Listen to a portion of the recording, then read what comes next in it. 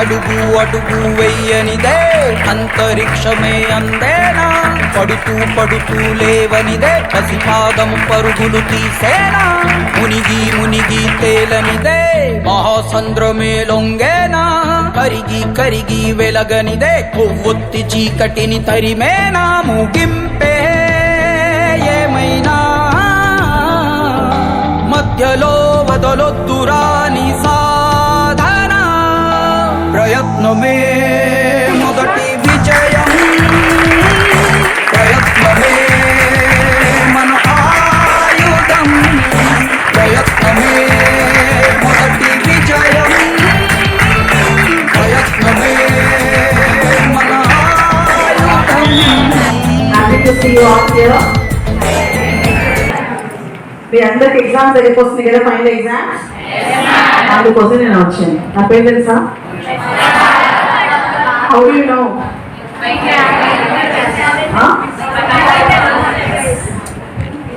ఎవరన్నా యూట్యూబ్ లో కానీ ఎక్కడైనా నన్ను చూసారా మేడం? అమ్మో చాలా మంది చూస్తారు, బాయ్స్ చూస్తారు. ఇంకా చూస్తారా? సరే సరే. ఫస్ట్ ఆఫ్ ఆల్ ఎంతమందికి 10th class board test board exams? ఎంత 10th బోర్డు రాస్తారా? ఓహో, మార్క్ 16 ప్రీ ఫైనాన్స్ అయిపోయినాయా? ఎంతమంది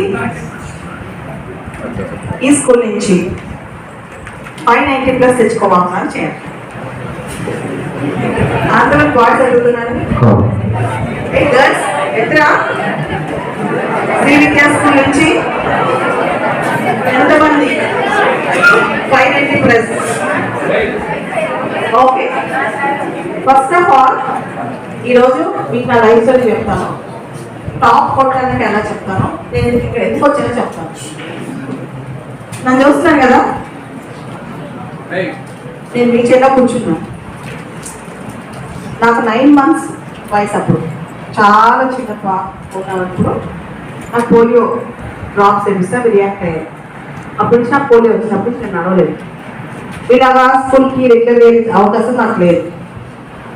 మా అమ్మ నాన్న ఏం చేశారు, చిన్నప్పుడు చాలా వరకు ట్రీట్మెంట్స్ వైద్యం దాంతోనే సరిపోయింది. తర్వాత 10th క్లాస్ ప్రైవేట్ రాశాను, ఇంటర్మీడియట్ ప్రైవేట్గా రాశాను, డిగ్రీ మామూలు డిగ్రీ. ఇంకా గుర్తు, నేను 10th క్లాస్ రాసేటప్పుడు బోర్డ్ ఎగ్జామ్స్ అలా కూర్చుని రాసేదాన్ని. మా నాన్న అక్కడ కిటికీలో డోర్ నుంచి రాయి రాయి అని చెప్పేవాళ్ళు. ఆన్సర్ అయితే మ్యాట్ ఉండేది కదా మైండ్లో. ఆ సిచ్యువేషన్ నుంచి ఫస్ట్ టైంలో సివిల్స్ పాస్ అయ్యాను. సివిల్స్ అంటే ఏం తెలుసా? యూపీఎస్సి ఐఏఎస్ ఎగ్జామ్ అనమాట. అంటే సివిల్స్ ఎగ్జామ్ అంటారు. ఆ ఎగ్జామ్ రాస్తే ఐఏఎస్ ఐపీఎస్ అవన్నీ అవుతారు అనమాట. ఓకే,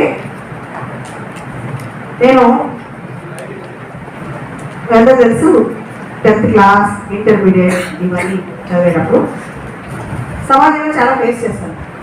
ఇక్కడ చాలా మంది అబ్బాయిలు ఉన్నారు కదా, మీ ఏజ్లో నాకు ఎవరికన్నా నాలాగా ప్రాబ్లం ఉంటే వాళ్ళందరూ డిఫరెంట్గా చూస్తారు. చూడరా, నార్మల్గా చూస్తారా? డిఫరెంట్గా చూస్తారు, చాలా డిఫరెంట్గా చూస్తారు. అలా చూసినప్పుడు నాకు ఏమనిపించిందంటే దాన్ని ఈక్వల్ హ్యూమన్ బీయింగ్ లాగా చూపించాలి. నేను ఎవరికంటే ఏం తప్పు కాదు, నన్ను అందరు సమానంగా చూడాలి అని నా కోరిక అనమాట. ఆ కోరిక డిగ్రీ అయ్యేసరికి చాలా స్ట్రాంగ్ అయ్యింది. కారణం ఏంటంటే క్వశ్చన్స్ బాగా పెరిగిపోయాయి సొసైటీ నుంచి. నువ్వేం చదువుతావు, లైఫ్ ఏం చేస్తావు, నీకు ఎవరు జాబ్ ఇస్తారు, నీకు అసలు చదువు రాదంటే కదా, నువ్వు ఇలా ఉన్నావు కదా, నీ పరిస్థితి ఏంటి? ఇట్లా అలా కాదు, సివిల్స్ సాధించాలి అని డిసైడ్ అయ్యారు. ఎందుకు? ఇండియాలో ఒక పెద్ద ఎగ్జామ్, మంచి పోస్ట్ ఇచ్చే exam civils, UPSC civils exam. అది సాధిస్తే నన్ను అందరూ ఈ క్వశ్చన్స్ అడగరు, నన్ను అందరూ బాగా చూస్తారు, సమానంగా చూస్తారు, ఈక్వల్ హ్యూమన్ బీయింగ్ లాగా చూస్తారని డిసైడ్ అయ్యారు. సివిల్స్ సాధించాలి అంటే ఏం చేయాలి? కోచింగ్ తీసుకోవాలి. మా అమ్మ మా నాన్న అడిగి ఒక కోచింగ్ సెంటర్కి వెళ్ళాను. నాకు కోచింగ్ ఇవ్వండి అని అడిగాను అక్కడ డైరెక్టర్గా. ఆయన అన్నారు, నీకు 7th ఎన్ని మార్క్స్ వచ్చాయి, 10th ఎన్ని మార్క్స్ వచ్చాయి, ఇంటర్లో ఎన్ని మార్క్స్ వచ్చాయి, ఇవన్నీ అడిగారు. అన్ని ఆన్సర్ చెప్పారు. ఆయన అన్నారు, అమ్మ నీకు వచ్చిన మార్క్స్కి నువ్వు సివిల్స్ రాయలేవు, నీకు అంత సీన్ లేదు, నువ్వు చిన్న ఎగ్జామ్ రాయి ఫస్ట్, తర్వాత చూద్దాంలే అన్నారు. నేనన్నా కాదు సార్, నేను సివిల్సే చదవాలి, సివిల్సే రాస్తా అని చెప్పాను. నెక్స్ట్ రోజు మార్నింగ్ ఇంటికి వచ్చాను. నెక్స్ట్ రోజు మార్నింగ్ 6 o'clockకి మార్నింగ్ 6కి బుక్ ఓపెన్ చేశాను. రోజుకి 15 hours కంటిన్యూస్గా చదివాను. బుక్ క్లోజ్ చేస్తే భయం, నేను ఓడిపోతానేమో, నన్ను జనం అందరూ తక్కువ చూస్తారేమో, నన్ను సరిగా పట్టించుకోరేమో, ఒక రకమైన భయం ఉండేదన్నమాట. అంతేకాదు ప్రపంచానికి ఒక ఆన్సర్ చెప్పాలి. నేను చదువు ఫెయిల్ అయిపోయాను అనుకో, సివిల్స్ ఎగ్జామ్ పాస్ కాలేదనుకో, ప్రపంచం ఎవరు నన్ను కేర్ చేయరు, బయట మొక్కలు చూపించుకోలేను. అలాంటి టైంలో నేను ఖచ్చితంగా చదువుకోవాలి, ఖచ్చితంగా సక్సెస్ సాధించాను లైఫ్లో. సో రోజుకి 15 hours, ఆల్మోస్ట్ ఎండాకాలం వర్షాకాలం ఏం తెలిసేది కాదు, ఏం తిన్నాను ఎక్కడ పడుకున్నాను ఏం తెలిసేది కాదు. ఓన్లీ ఒకటే లక్ష్యం, సివిల్స్ పాస్ అవ్వాలి. అట్లా 2 years చదివా. 6th class టెక్స్ట్ బుక్స్ నుంచి మళ్ళీ అన్ని టెక్స్ట్ బుక్స్ మళ్ళీ చదివాను. అన్నీ చదివి కంటిన్యూస్గా ప్రిపేర్ అయ్యాను. అలా ప్రిపేర్ అయ్యి మొత్తానికి సివిల్స్ ఎగ్జామ్ రాశాను. సివిల్స్ ఎగ్జామ్ 3 stagesలో ఉంటుంది. ప్రిలిమ్స్, మెయిన్స్, ఇంటర్వ్యూ, ఇలా 3 stagesలో ఉంటుంది అనమాట. ప్రిలిమ్స్, మెయిన్స్ హైదరాబాద్లో పెడతారు, ఇప్పుడు విజయవాడలో కూడా పెడతారు. ఇంటర్వ్యూకి మాత్రం ఎక్కడ ఉంటుంది, ఇండియా మొత్తంలో ఢిల్లీ వెళ్ళాలి. 1 month ముందు మా అమ్మని నాన్నని అడిగి ట్రైన్లో ఢిల్లీకి వెళ్ళాను, మా అమ్మ నాన్నని తీసుకుని. మీకు ఇప్పుడు 10th class ఎగ్జామ్ చాలాసార్లు వాళ్ళకి వచ్చేది కూడా కాదు, చాలా స్టీప్గా సన్నగా ఉండేది. చాలాసార్లు నాకు కింద పడేసేవాళ్ళు. అయినా కానీ ఎంతమంది వచ్చి చూసినా నాకు బలంగా అనిపించేది, ఒక్కోసారి బాధ అనిపించేది. కానీ ఎట్లయినా ఇక్కడ దాకా వచ్చానో సివిల్స్ ర్యాంక్ సాధించి ఇంటికి వెళ్ళాలి అనిపించేది. అట్లా నేను ఐఏఎస్ ఇంటర్వ్యూ దాకా వెళ్ళాను. వెళ్ళినప్పుడు మీకు తెలుసు కదా, ఇంటర్వ్యూ బోర్డ్ అనేది కొంచెం టఫ్గా ఉంటుంది. చాలా సీనియర్స్ ఉంటారు, మనకన్నా డబుల్ త్రిబుల్ ఏజ్ ఉన్నవాళ్ళు ఉంటారనమాట. అట్లా చాలా పెద్దవాళ్ళు ఉన్నారనమాట. ఉన్న వాళ్ళు నన్ను 3 questions అడిగారు. ఆ క్వశ్చన్స్ అన్నిటికీ నేను ఆన్సర్స్ చెప్తూ వచ్చాను. కొన్నిటికి ఆన్సర్స్ రావు, రాని వాటికి sorry sir, I learn about it sir, sorry ఏమనుకోవద్దు, నేను మళ్ళీ చదువుతాను అలా చెప్పాను అనమాట. అట్లా బాగా వచ్చిన క్వశ్చన్స్ బాగా చెప్పాను, బాగా రాని క్వశ్చన్స్ కూడా సారీ అని ఎక్స్క్యూజ్ అడిగాను. అట్లా 30 minutes జరిగింది ఇంటర్వ్యూ అయిపోయాక 4 days రిజల్ట్స్ వచ్చినాయి. నాకు ఫస్ట్ అటెంప్ట్లో, యాక్చువల్లీ సివిల్స్లో ఫస్ట్ అటెంప్ట్లో చాలా కష్టం తెచ్చుకోవడం, కానీ నాకు ఫస్ట్ అటెంప్ట్లో ఆల్ ఇండియా 399 ర్యాంక్ వచ్చిందనమాట.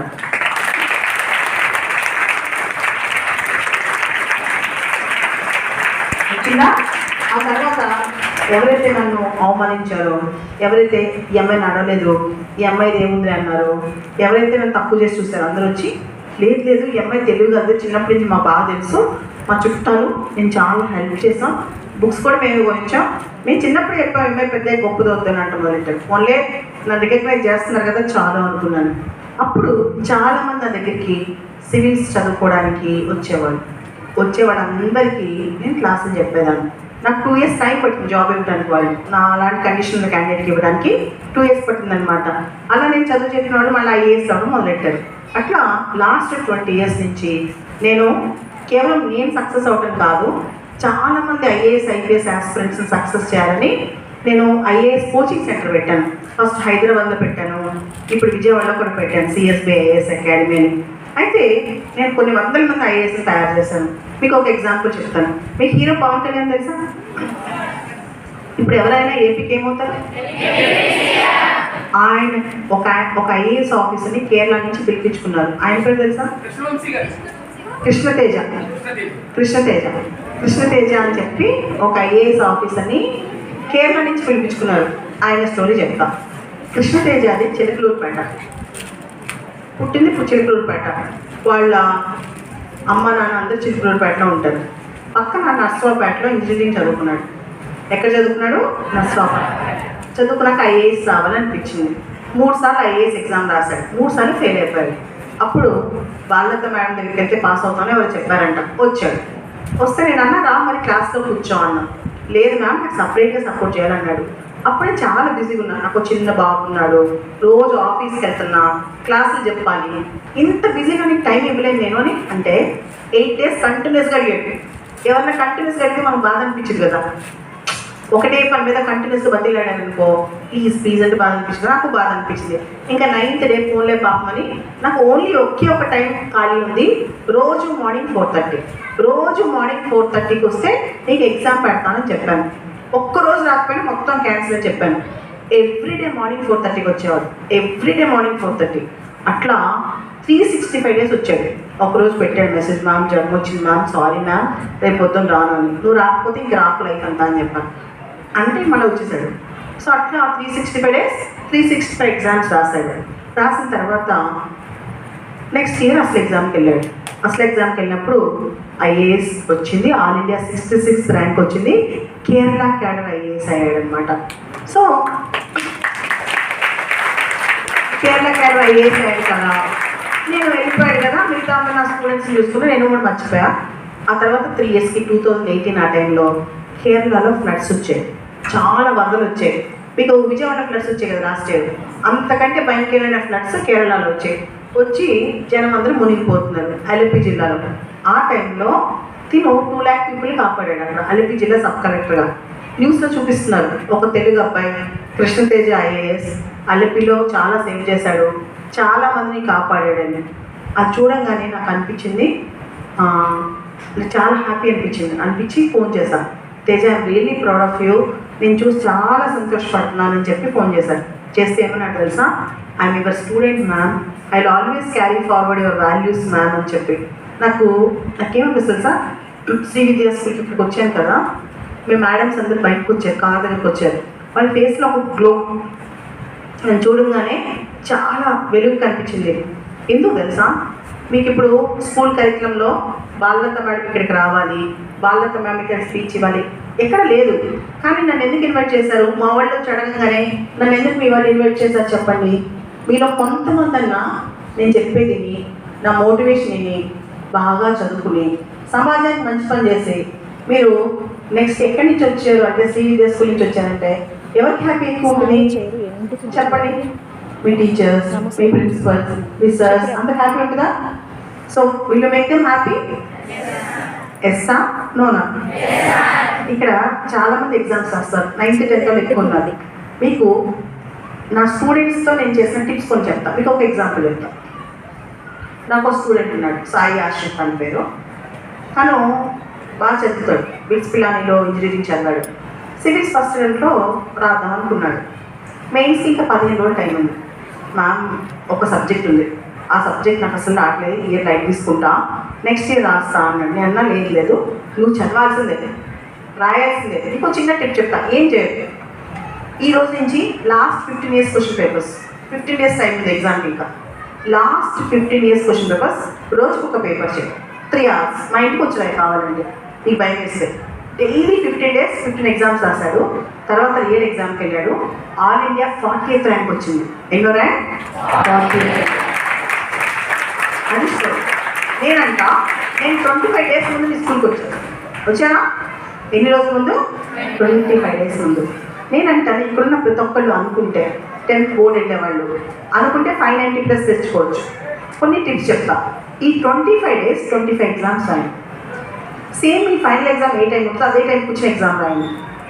3 hours ఎగ్జామ్ పేపర్ కంప్లీట్ చేయండి. ఎన్ని అవర్స్లో? 3 hours. Never consider that exam is for 3 hours. ఎప్పుడు ఎగ్జామ్ 3 గంటలు అనుకోవద్దు. Divide your exam into 3 parts. First 1 hour, second 1 hour, third 1 hour. First 1 hour 35 marks రాసేయండి, next 1 hour 35 marks, next 1 hour 30 marks. లాస్ట్లో 5 minutes time ఉంచుకుని important points analyse చేసుకోండి. అలానే question బాగా అర్థం చేసుకుని ఆన్సర్ రాయండి. అండ్ ఆన్సర్లో కీవర్డ్స్ ఖచ్చితంగా రాయండి. ఆన్సర్లో flow charts, diagrams, maps, data అన్నీ రాయండి. కంక్లూషన్ కూడా నీట్గా రాయండి. ఇలా రాస్తే 590 ఈజీగా వస్తాయి. ఊరికే కొట్టేటాలు, ఫస్ట్ పేజ్ బాగా రాసి లాస్ట్లో ఆన్సర్ ఫస్ట్ రైట్లో చేయకండి. Divide your exam into 3 parts. 1 hour exam, 1 hour exam, next 1 hour exam. చేస్తారా? దాని తర్వాత ఇండియా మార్క్ ఉందనుకోండి, 1 minute వేయాలి. ఇట్లా మ్యాథ్స్ ప్రాక్టీస్ చేయండి. ఎగ్జామ్ రోజు కాదు, ఇప్పటి నుంచి ప్రాక్టీస్ చేయండి. ఇప్పటి నుంచి PYQs స్కూల్లో పెట్టిన ప్రీ ఫైనల్ ఎగ్జామ్ పేపర్స్ మళ్ళా చేయండి. దాంతోపాటు ఈ బుక్స్ ఉంటాయి కదా, క్వశ్చన్ బ్యాంక్స్లో PYQs ఉంటాయి, ప్రీవియస్ ఇయర్స్ క్వశ్చన్స్. రోజు 3 hours ప్రాక్టీస్ చేయండి. అలా చేస్తే మీరే టాపర్ అవుతారా? ప్రామిసా? మీరు ఇప్పుడు క్వశ్చన్ అంటే చెప్పండి, ఇండియా డెవలపింగ్ కంట్రీయా డెవలపింగ్ కంట్రీయా? 10 years బ్యాక్ ఇదే స్కూల్కి ఇక్కడ వచ్చి ఇండియా డెవలపింగ్ కంట్రీ అంటే వాళ్ళు కూడా ఏం చెప్తారు? మీ తాత అంటే వాళ్ళు ఏం చెప్తారు? 100 ఏళ్ల క్రితం గాంధీ తాత గారు అంటే వాళ్ళు ఏం చెప్తారు? ఇండియాలో పేదోళ్ళు ఎక్కువ ఉన్నారంటారు. మరి America developed country, Singapore developed country, Japan developed country, Australia developed country, India why still a developing country? ఎందుకు చెప్పండి? కరప్షన్. ఇండియాలో కరప్షన్ ఎక్కువ ఉంది, ఇండియాలో పావర్టీ ఎక్కువ ఉంది, ఇండియాలో అన్ఎంప్లాయ్మెంట్ ఎక్కువ ఉంది, చాలా చెప్తాను. నేను అంటాను వచ్చే 20 years తర్వాత నేను సేమ్ స్కూల్కి వచ్చేసి విద్యా స్కూల్కి మిమ్మల్ని అడిగాను అనుకో, నెక్స్ట్ జనరేషన్ వాళ్ళని ఈజ్ ఇండియా డెవలపింగ్ కంట్రీ అంటే వాళ్ళు కూడా అదే చెప్తారు కదా. మరి వాళ్ళ చెప్పకుండా డెవలపింగ్ కంట్రీ అన్నారు కదా. అలాంటి మీరు ఏం చేయాలి? అదే నేను ఒక మిషన్ మీద తిరుగుతున్నాను. లాస్ట్ 1 month నుంచి ఆంధ్ర తెలంగాణ మొత్తం ప్రతి స్కూల్కి వెళ్తున్నాను. ఆ మిషన్ పేరే ధనిక్ భారత్. ఏంటా మిషన్? మీ చేతిలో ఉంది కదా, దాని మీద ఉంటుంది చూడండి పేరు. ఆ మిషన్ పేరేంటి? ధనిక్ భారత్. ధనిక్ అంటే డబ్బులని కాదు. Dhanik is not about money, it is about prosperity. ఇండియాలో ఉన్న ప్రాబ్లమ్స్ అన్ని మార్చాలి. పావర్టీ ఉండకూడదు, ఆకలి ఉండకూడదు, దారిద్ర్యం ఉండకూడదు, హెల్త్ కేర్ బాగుండాలి, కరప్షన్ ఉండకూడదు. ఇలా అన్నీ తీసేసి న్యూ ఇండియాని డెవలప్ చేయాలి. నేను చాలామంది ఐఏఎస్ ఆఫీసర్కి ట్రైనింగ్ ఇచ్చాను. కానీ నా కోరిక ఏంటి తెలుసా? యువతని టచ్ చేయాలి. మీలా 13, 14, 15 years ఉన్న యువత అనుకుంటే నెక్స్ట్ 10 years ఇండియా మారుద్దా? కొంచెం మారుద్దా? అట్లీస్ట్ సంధిగా మనం మారుద్దా? అది చెప్పడానికి ఇక్కడికి వచ్చాం. సో ఈ మిషన్ వెనకాల ఒక వ్యక్తి ఉన్నారు. ఆయన పేరే విక్రమ్ నారాయణరావు గారు. ఏ మిషన్ వెనకాల? ధనిక్ భారత్ మిషన్ వెనకాల విక్రమ్ నారాయణరావు గారు. సార్ చిన్నగా తన లైఫ్ స్టార్ట్ చేశారు. ఆ తర్వాత లాయిడ్ కంపెనీ అని చాలా పెద్ద కంపెనీ పెట్టారు. ఇప్పుడు కొన్ని వేల కోట్ల టర్న్ ఓవర్, 12 employees స్టార్ట్ చేసి 3000 employees దాకా తీసుకెళ్లారు. ఇప్పుడు ఆయన కోరిక ఏంటంటే ఇండియాని డెవలప్డ్ కంట్రీ చేద్దాం. దానికి ఒక్కటే ఒక మార్గం ఎడ్యుకేషన్. నాలాంటి వ్యక్తి మీ దాకా రాగలిగిందంటే నన్ను చేంజ్ చేసిన ఒకే ఒక్క ఆయుధం ఏంటి? ఎడ్యుకేషన్. సో మిమ్మల్ని మార్చాలన్నా ఎడ్యుకేషన్. కానీ మన పిల్లలు ఏం చేస్తారు తెలుసా? 10th అయిపోయాక ఇంటర్ గురించి ఆలోచిస్తారు, ఇంటర్ అయిపోయాక డిగ్రీ గురించి ఆలోచిస్తారు, డిగ్రీ అయిపోయాక అప్పుడు జాబ్ గురించి ఆలోచిస్తారు. అలా కాదు, ఇప్పటి నుంచే ప్లాన్ చేసుకోండి. ఎందుకంటే ఒక కొత్త టెక్నాలజీ మన వరల్డ్లోకి వచ్చేస్తుంది. అదే ఏంటో టెక్నాలజీ? ఏఐ వస్తే సగం జాబులు పోతాయి, కొత్త జాబులు వస్తాయి. కొత్త జాబులు మీరు రెడీగా ఉన్నారా? అది మీ లైఫ్లో ఏమవ్వాలో డిసైడ్ అయ్యారా? ఎంతమంది ఐఏఎస్ ఐపీఎస్ అవుదాం అనుకుంటున్నారు? ఓకే. ఎంతమంది కరెక్ట్ చేద్దండి? ఓకే. ఎంతమంది డాక్టర్? అమ్మో చాలా మంది. ఎంతమంది ఇంజనీర్స్? ఎంతమంది ఆంటర్ప్రినర్స్, బిజినెస్ పీపుల్? ఓకే. మీరు ఏం అవ్వాలనుకున్నా మీకు సపోర్ట్ చేయడానికి నేను ఉన్నాను. మీకు అతి దగ్గరలో కరెక్ట్గా 1 hour దగ్గరలో విజయవాడలో మీకు అవైలబుల్గా ఉంటాను. 10th అయిపోయిన తర్వాత మీరు అక్కడ జాయిన్ అవ్వాలనుకున్నా లేదా ఎక్కడ జాయిన్ అవ్వాలనుకున్నా నన్ను మాత్రం కలవండి. కలుస్తారా? ఏ అడ్రస్లో ఉంటాను? అక్కడ ధనిక్ భారత్ ఉంది కదా, సరకారీ ఏమో ఇది ఉంది కదా, ఈ అడ్రస్లో నేను ఉంటాను. ఫోన్ చేసి కెరీర్ కౌన్సిలింగ్ తీసుకోవచ్చు. నా కోరిక ఏంటంటే మీలాంటి యంగ్ జనరేషన్ ఎవరైతే యూత్ ఉన్నారో వాళ్ళందరికీ సపోర్ట్ చేయడం. ఓకే. సో మీకు టైం ఉంటే 10th అయిపోగానే వచ్చేయండి. వస్తారా? ఒకవేళ మీరు ఒకటి చెప్పి మీ పేరెంట్ ఒకటి చెప్పారనుకున్నాం. ఒకవేళ ఫర్ ఎగ్జాంపుల్ ఒక అమ్మాయి డాక్టర్ అవుదాం ఉంటుంది, వాళ్ళ నాన్న ఏమన్నారు? డాక్టర్తో పాలిటెక్నిక్ చేయమన్నారు. కానీ మనసులో డాక్టర్ అవుదాం ఉంటుంది. అప్పుడు కూడా నా దగ్గర ఇస్తాను. నేను మీ పేరెంట్స్ నేను కౌన్సిలింగ్ ఇస్తాను. ఓకే. మీకు ఏది కావాలన్నా నేను సపోర్ట్గా ఉంటాను. నా పేరేంటి? ఏ మిషన్ మీద వచ్చాను? ఇంకొక చిన్న ఇన్స్పిరేషన్ మీ పక్కనే ఉన్నారు చూడండి. సార్ పేరు అజయ్ విక్రమ్ గారు. ఏం పేరు?